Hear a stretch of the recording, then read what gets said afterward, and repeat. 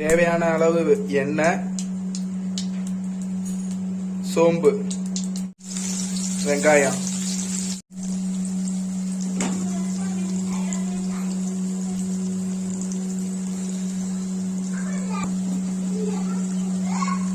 இஞ்சி பூண்டு பேஸ்ட்,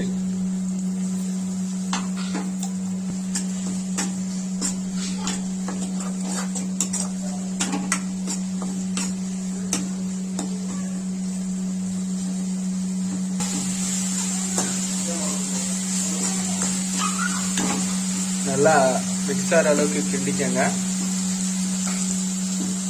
தக்காளி,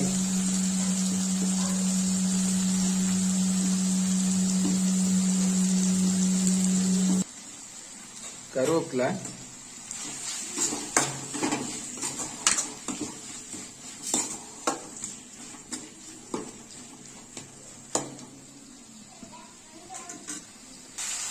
இப்ப நம்ம கிளீன் பண்ணி வச்சிருக்க சிக்கனை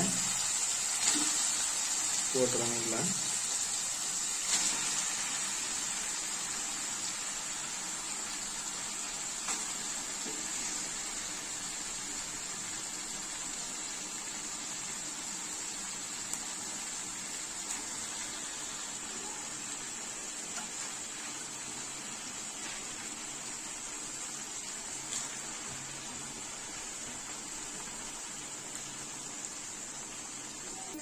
மசாலாவும் சிக்கனும் மிக்ஸ் ஆகிற அளவுக்கு நல்லா கிண்டி விட்டுக்கோங்க.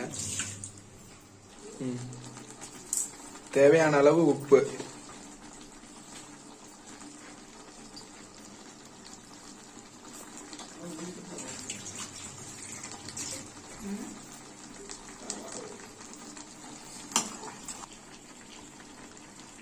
மஞ்சப்பொடி 1/4 டீஸ்பூன்,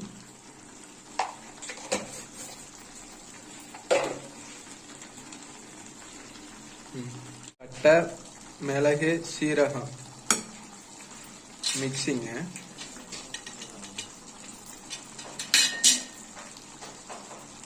நல்லா கிண்டி விடுங்க.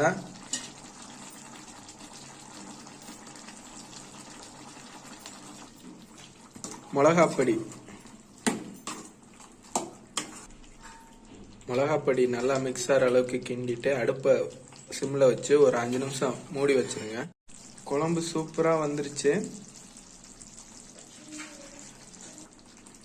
கொத்தமல்லி,